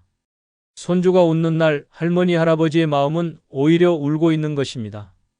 가족끼리의 따뜻한 자리에서조차 위축되고 손주의 기억 속에 주는 사람이 아닌 아무것도 못하는 사람으로 남을까봐 겁이 납니다. 노년에 돈을 모으는 현실적인 방법은 큰 돈을 벌 생각보다 새는 돈을 막고 저축 습관을 되살리는 것에서 시작됩니다. 첫째, 생활비 구조를 재정비해야 합니다. 매달 나가는 고정 지출을 종이에 적고 꼭 필요한 것과 줄일 수 있는 것을 구분합니다. 사용하지 않는 구독 서비스, 불필요한 보험료, 과도한 통신비부터 줄이면 효과가 큽니다. 이렇게 절약한 금액은 반드시 따로 모아야 합니다. 작은 돈이라도 저축 통장으로 옮겨두면 쌓이는 속도가 다릅니다. 둘째, 꾸준한 저축을 습관화하는 것입니다. 금액이 적어도 상관없습니다. 하루 1,000원, 한 달 3만 원이라도 손대지 않는 통장에 자동 이체를 걸어두면 의식하지 않아도 돈이 모입니다. 저축의 핵심은 금액이 아니라 계속 유지하는 힘입니다. 셋째, 현금 흐름을 만드는 방법을 찾으십시오. 건강이 허락한다면 가벼운 아르바이트나 재능을 살린 소일거리를 하세요. 도보택배 배달, 카드 배송 업무 등 나이에 맞는 일은 의외로 많습니다. 고정 수입이 한 줄 더 생기면 저축 속도가 빨라집니다. 넷째, 받을 수 있는 연금과 복지 혜택을 최대한 활용하세요. 기초연금, 주거급여, 건강보험 감면 등은 신청만 해도 생활비를 줄여주고 그만큼 저축 여유를 만듭니다. 마지막으로 소비 습관을 바꾸는 것이 중요합니다. 충동구매 대신 3일 고민법을 쓰고 장을 볼 땐 필요한 목록만 들고 가며 전략한 금액은 곧바로 저축계좌로 옮기는 습관을 만드십시오. 노년에 돈을 모은다는 건 단순히 전략이 아니라 전략한 돈을 반드시 저축으로 연결시키는 생활 방식입니다. 이렇게 모인 돈이야말로 노후의 숨통을 트이게 하는 진짜 힘입니다. 여러분의 노후를 응원합니다. 에이, 늙으면 다 편해진다면서요? 아니죠. 나이 들수록 더 힘들다니까요. 그래도 자식이 있고 친구가 있잖아요? 이런 대화가 얼마나 잔인한 거짓말인지 아십니까? 노년은 결코 편안하지 않습니다. 자식은 바쁘고 친구는 멀어지고 건강은 흩어집니다. 남는 건 불청객 같은 외로움과 끝없는 비교, 그리고 스스로를 옥죄는 후회뿐입니다. 웃으며 앉아 있어도 속은 썩어가고 체면 차린다고 버텨도 가슴 깊숙이선 울음이 터져 나옵니다. 노년을 지옥으로 만드는 건 병이나 가난보다 바로 끝까지 끌어안고 가는 스트레스입니다. 그러나 충격적인 진실은 그 스트레스 대부분이 남이 준 게 아니라 내가 스스로 끌어안은 것이라는 사실입니다. 억지로 웃고 억지로 가고 억지로 참는 순간 내 노년은 무너집니다. 그래서 지금 필요한 건 남을 위한 삶이 아니라 나를 위한 삶입니다. 오늘은 노년에 전혀 스트레스 없이 사는 5가지 방법을 알려드리겠습니다. 지금부터 단단히 마음먹고 끝까지 보셔야 합니다. 당신의 남은 생이 달라질 수 있기 때문입니다. 노년에 전혀 스트레스 없이 사는 첫 번째 방법은 못다한 일에 미련 두지 않는 태도입니다. 사람은 누구나 지나온 세월 속에 후회가 남습니다. 젊었을 때 못 이룬 꿈, 잡지 못한 기회, 끝내 이루지 못한 관계. 그러나 그 미련에 매달리는 순간 노년은 지옥이 됩니다. 이미 흘러간 강물에 발 담그려 애쓰는 것과 같습니다. 아무리 몸부림쳐도 돌아오지 않는 시간을 붙잡으려는 그 집착이 마음을 짓누르고 삶을 병들게 합니다. 결국 노년의 평안은 과거와 단절할 용기에서 시작됩니다. 문제는 많은 이들이 이 단순한 진실을 외면한다는 점입니다. 그때 내가 조금만 더 했더라면, 조금만 더 기다렸다면이라는 끝없는 후회 속에서 하루를 갉아먹습니다. 하지만 그 생각은 과거를 살리는 게 아니라 현재를 죽이는 칼날이 됩니다. 미련은 곧 분노로, 분노는 곧 우울로 변합니다. 마음이 무너지면 몸도 따라 무너집니다. 의사들은 노년의 우울증 환자 절반 이상이 못다한 일에 대한 집착에서 비롯된다고 말합니다. 다 잊고 웃는 사람과 끝까지 미련에 끌려가는 사람의 삶은 하늘과 땅 차이입니다. 실제 사례를 보겠습니다. 대구에 사는 김영호 씨는 젊은 시절 작은 사업을 하다 크게 실패했습니다. 그는 늘 다시 시작했더라면 지금쯤은이라는 후회 속에서 살았습니다. 친구들이 모여 소소한 일상을 즐길 때에도 그는 과거 얘기만 반복했습니다. 결국 사람들도 떠났습니다. 혼자 남아 술에 의지했고 몸까지 망가졌습니다. 나중에는 병원 침대에 누워서도 내 인생은 실패였다는 말만 되뇌었습니다. 과거에 발목 잡힌 채 현재를 통째로 잃어버린 비극이었습니다. 반면 전북 정읍의 박정자 씨는 정반대였습니다. 그녀 역시 평생 꿈꾸던 대학 진학을 못했습니다. 처음엔 그 아쉬움이 너무 커서 사람들 앞에 나서지도 못했습니다. 그러나 어느 날 거울 앞에서 주름진 얼굴을 보고 스스로에게 말했습니다. 지금이라도 즐기면 되잖아. 그날 이후 그림을 배우기 시작했고 동네 전시회에 작품을 내며 활기를 되찾았습니다. 못다한 학업에 미련을 던져버리자 삶이 오히려 넓어졌습니다.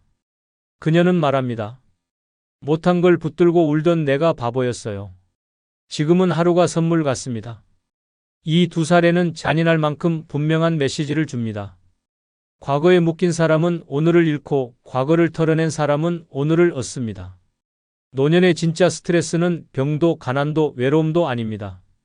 바로 끝내지 못한 일에 매달리는 어리석은 마음입니다. 다시는 돌아오지 않을 시간을 붙들려 애쓰는 순간 현재의 삶은 죽어갑니다. 반대로 미련을 놓는 순간 노년은 비로소 자유로워집니다. 잊으십시오. 던지십시오. 놓으십시오. 그것이 스트레스 없는 노년으로 가는 첫 번째 문입니다.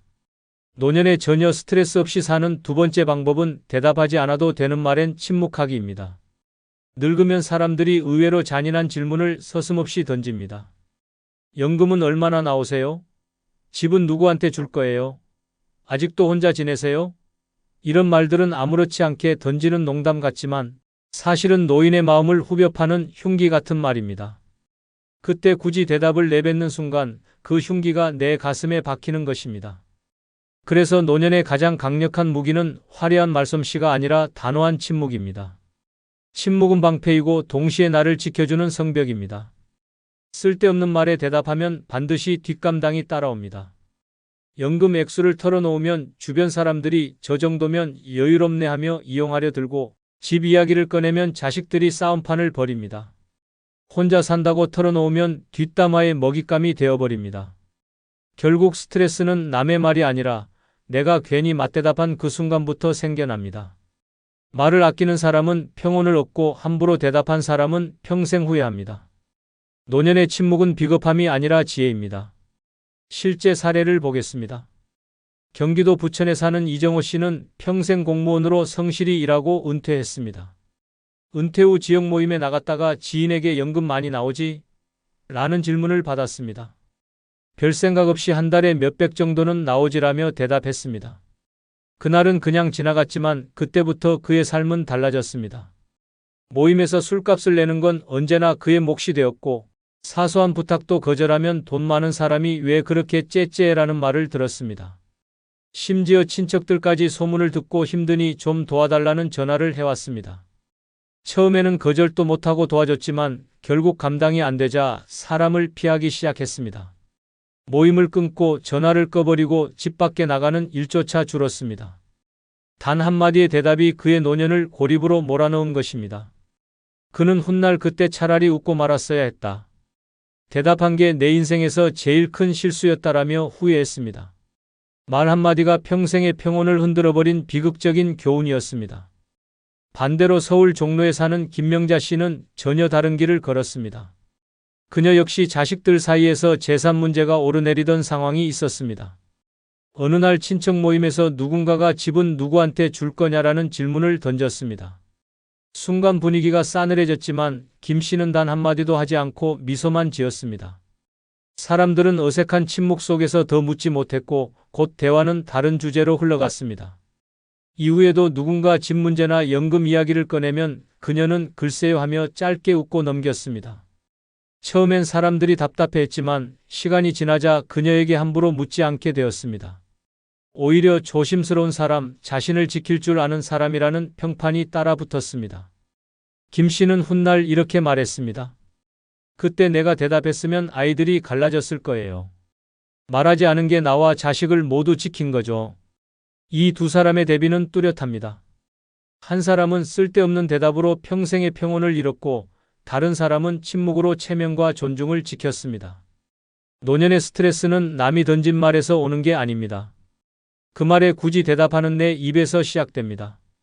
남이 무례한 질문을 던질 때 웃으며 침묵하십시오. 그 침묵이야말로 당신의 노년을 지키는 가장 값진 지혜입니다. 노년에 전혀 스트레스 없이 사는 세 번째 방법은 실수한 나를 쉽게 용서하는 자세입니다. 사람은 누구나 늙어가며 손이 느려지고 기억이 희미해지고 계산이 서툴러집니다. 하지만 문제는 그 자연스러운 변화를 받아들이지 못하고 작은 실수에도 스스로를 끝없이 몰아세운다는 점입니다. 약값 계산을 잘못했다고, 휴대폰 비밀번호를 깜빡했다고, 약속 시간을 잊었다고 스스로를 바보라 부르며 가슴을 후벼 팝니다. 그러나 그 순간 진짜 바보가 되는 건 실수가 아니라 실수를 용서하지 못하는 마음입니다. 노년의 스트레스는 세상이 주는 게 아니라 내가 만든다는 사실을 인정해야 합니다. 실수를 두려워하는 사람일수록 늙을수록 지옥을 맛봅니다. 병원 접수대에서 카드 비밀번호를 잘못 눌렀다고 얼굴이 붉어지고 손주 이름을 헷갈렸다고 집에 돌아와 며칠씩 괴로워합니다. 이 작은 일들이 쌓여 마음에 독이 되고 결국 자존감을 무너뜨립니다. 나이 먹으니 쓸모없는 존재다라는 자책이 가슴을 짓누르면 삶 전체가 고통으로 변합니다. 하지만 한번 크게 웃으며 넘기는 순간 실수는 오히려 노년을 유연하게 만드는 선물이 됩니다. 스스로를 용서하는 사람은 결국 남도 용서할 수 있고 그렇게 마음은 가벼워집니다. 그러나 많은 노인들은 여전히 젊은 시절의 완벽주의에 갇혀 있습니다. 늘 잘해야 한다는 강박, 실수하면 무능하다는 착각이 평생을 괴롭힙니다. 하지만 늙어서도 실수하지 않겠다는 건 몸이 늙었는데도 마음만 젊을 때에 머무는 어리석음입니다. 실수는 나이를 먹었기에 당연한 것이고 그 순간을 스스로 받아들이고 웃어야 노년이 편안해집니다. 실제 사례를 보겠습니다. 경남 창원에 사는 김석준 씨는 은퇴 후 마트 계산대에서 종종 돈을 잘못 냈습니다. 5,000원짜리를 내야 하는데 10,000원을 내고 거스름 돈을 못 챙긴 적도 많았습니다. 집에 돌아와선 그 일 때문에 밥맛을 잃고 며칠 밤을 뒤척이며 내가 왜 이렇게 됐을까라는 자책에 시달렸습니다. 가족들에게조차 말을 못하고 혼자 끙끙 앓다 결국 우울증 진단까지 받았습니다. 작은 실수 하나가 인생 전체를 망치는 도구로 변해버린 것입니다. 그의 삶은 점점 축소되었고 사람을 피하고 밖에도 나가지 않았습니다. 그에게 노년은 매 순간 자신을 채찍질하는 고통의 연속이었습니다. 반면 전북 군산에 사는 최명희 씨는 정반대였습니다. 그녀 역시 은행 창구에서 계좌번호를 잘못 불러 송금을 2번이나 실패한 적이 있었습니다. 창구 직원이 난처해 하는 눈빛을 보냈을 때 대부분의 노인이라면 얼굴이 화끈거려 자책했을 겁니다. 하지만 최 씨는 오히려 웃으며 말했습니다. 나이 드니 숫자도 장난치네. 한 번 더 기회 주셔야겠네요. 주변은 웃음바다가 되었고 그녀 자신도 오히려 기분이 가벼워졌습니다. 이후에도 작은 실수가 있을 때마다 그녀는 내 나이가 증명하는 귀여운 에피소드라며 웃고 넘겼습니다. 덕분에 그녀는 어디서든 당당했고 사람들도 그런 그녀를 존중했습니다. 스스로를 용서하는 태도가 삶을 얼마나 가볍게 만드는지를 보여준 대표적인 사례입니다. 또 다른 사례도 있습니다. 대전에서 홀로 사는 이은자 씨는 손주 생일에 케이크를 예약하면서 날짜를 잘못 적어 두었습니다. 막상 손주 생일날 케이크가 없다는 사실을 알게 되자 눈앞이 캄캄해졌습니다. 손주는 울고 며느리는 당황했습니다. 이 씨는 그날 밤 집에 돌아와 내가 이제 아무것도 제대로 못하는구나라며 스스로를 몰아붙였습니다. 며칠 동안 밥도 먹지 않고 전화도 받지 않았습니다. 결국 병원에 실려가야 했습니다. 한 번의 단순한 예약 실수가 그녀의 마음을 무너뜨린 것입니다.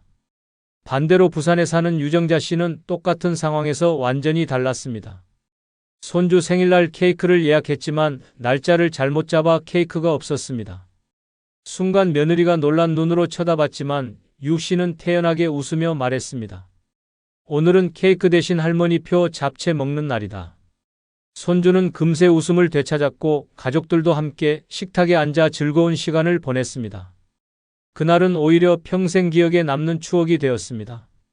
실수를 허용한 그녀의 마음가짐이 온 가족의 분위기를 바꿔놓은 것입니다. 이 사례들은 무서운 진실을 보여줍니다. 같은 실수라도 자책에 빠지면 병이 되고 용서하면 웃음이 됩니다. 노년의 가장 큰 스트레스는 남이 주는 게 아니라 스스로에게 너무 가혹한 마음에서 비롯됩니다. 늙었기에 당연한 실수를 허용하고 스스로를 가볍게 용서할 수 있는 태도. 그것이 노년을 평온하게 만드는 강력한 힘입니다. 실수한 나를 용서하는 순간 세상도 나를 용서하고 삶은 훨씬 가벼워집니다. 노년에 전혀 스트레스 없이 사는 네 번째 방법은 마음이 안 가는 곳엔 가지 않기입니다. 늙으면 이상하게도 사람들이 억지로 끌려다니는 자리가 많아집니다. 친척 모임, 동창회, 경조사, 심지어는 별 의미 없는 동네 회식까지. 가기 싫어도 체면 때문에, 관계 유지 때문에 억지로 나가 앉아 있으면 뭐가 남습니까? 돌아오는 건 피로와 씁쓸함 뿐입니다. 말 한마디 잘못 들어 마음이 무너지고 남과 비교당하며 자존심이 찢기고 돈까지 흘려보내며 허탈해집니다. 마음이 안 가는 자리에 앉아있는 그 순간 내 노년은 도둑맞고 있는 것입니다. 특히 무례한 사람들이 있는 자리라면 그건 독약입니다. 아직도 일 안 해요?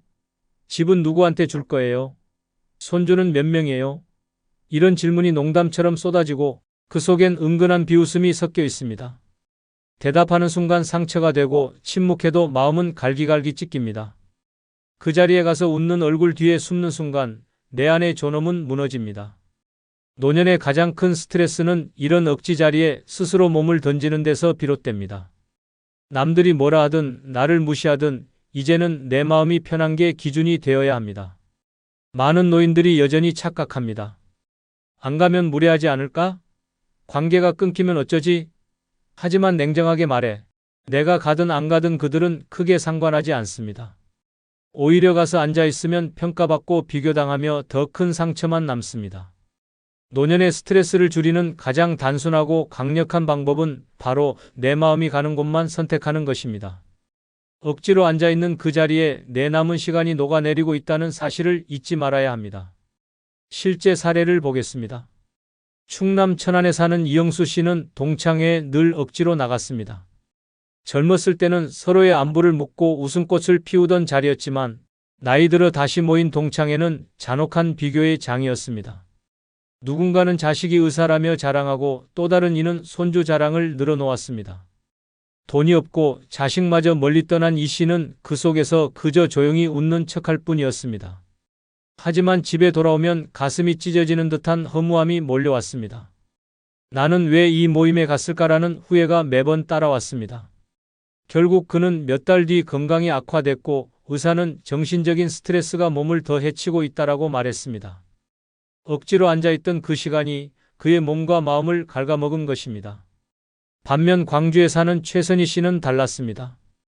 그녀도 친척 모임에 불려다니며 늘 피곤했습니다. 특히 명절 때마다 들려오는 아직도 혼자 지내냐는 질문과 돈은 얼마나 모았냐는 대화는 그녀를 올가매는 쇠사슬이었습니다. 어느 날 그녀는 결심했습니다. 더는 억지로 가지 않겠다고. 그해 설날 그녀는 혼자 집에서 떡국을 끓여 먹고 좋아하는 영화 2편을 연달아 보며 보냈습니다. 주변은 처음엔 수군거렸습니다. 왜 안 왔냐 서운하다는 말도 들었습니다. 그러나 시간이 지나자 사람들은 그녀를 존중하기 시작했습니다. 오히려 저희는 자기 삶을 지킬 줄 안다라는 말까지 따라 붙었습니다. 최 씨는 그때 비로소 깨달았습니다. 마음이 안 가는 자리를 피한 것이야말로 내 삶을 지키는 가장 큰 용기라는 것을 말입니다. 이 두 사례는 너무도 분명한 교훈을 줍니다. 남의 시선 때문에 억지로 끌려다닌 사람은 결국 병들었고 자신의 마음을 기준으로 선택한 사람은 자유로워졌습니다. 노년의 진짜 스트레스는 병도 돈도 외로움도 아닙니다. 바로 내가 가기 싫은 자리에 스스로 앉아있는 그 순간입니다. 내 남은 인생은 남들이 아니라 나를 위해 쓰여야 합니다. 그러니 마음이 가지 않는 곳에는 단호히 가지 마십시오. 그 선택 하나가 당신의 노년을 지옥에서 천국으로 바꿔놓습니다. 노년에 전혀 스트레스 없이 사는 5번째 방법은 불편한 부탁엔 정중히 거절하기입니다. 나이 들수록 주변은 은근히 노인을 만만하게 봅니다. 이 정도는 해주시죠 라며 시간을 요구하고 잠깐 도와주세요 라는 말로 체력을 쏟게 합니다. 더 충격적인 건 가족이나 가까운 지인들마저 그런 부탁을 아무렇지 않게 한다는 점입니다. 손주를 매일 맡아달라거나 돈을 잠깐 빌려달라는 말, 병원에 데려다 달라는 사소한 부탁까지. 문제는 그 부탁을 거절하지 못해 결국 내 삶이 무너진다는 것입니다. 거절하지 못하는 사람은 결국 착취당합니다. 한 번 들어주면 당연한 일이 되고 2번 들어주면 의무가 됩니다. 그러다 어느 순간 나의 시간과 체력, 심지어 돈까지 빼앗기게 됩니다. 그러면서도 속으로는 내가 왜 이 고생을 하나라는 분노가 끓어오릅니다. 그러나 이미 늦었습니다. 내가 거절하지 못해 만든 굴레에 갇혀버린 것입니다. 결국 노년의 가장 큰 스트레스는 외부에서 오는 게 아니라 내 입에서 싫다라는 2글자를 삼킨 그 순간부터 시작됩니다. 거절은 불화가 아니라 존엄을 지키는 방법입니다. 정중히 그러나 단호하게 미안하지만 힘들다라고 말하는 것이 오히려 상대에게도 명확한 선을 그어줍니다. 늙은 몸과 마음을 희생해가며 남의 요구를 다 들어주는 건 미덕이 아니라 어리석음입니다. 노년을 망치는 가장 잔인한 적은 남의 부탁이 아니라 그 부탁을 무조건 받아들이는 나의 태도입니다. 실제 사례를 보겠습니다.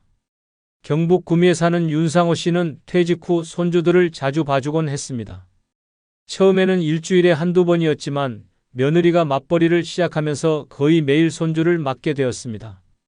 아침부터 밤까지 아이를 돌보느라 허리는 휘고 무릎은 망가졌습니다. 병원에서 쉬라는 말을 들었지만 차마 못하겠다라는 말을 입 밖에 내지 못했습니다.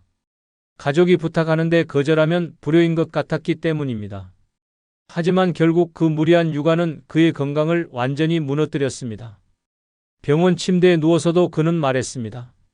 처음부터 못한다고 했어야 했는데 이제는 돌이킬 수 없다. 정중히 거절하지 못한 대가가 남은 삶을 송두리째 앗아간 것입니다. 반면 전남 목포에 사는 이은자 씨는 달랐습니다. 그녀 역시 딸이 맞벌이를 하며 아이를 맡아달라는 부탁을 여러 번 했습니다. 하지만 이 씨는 단호히 말했습니다.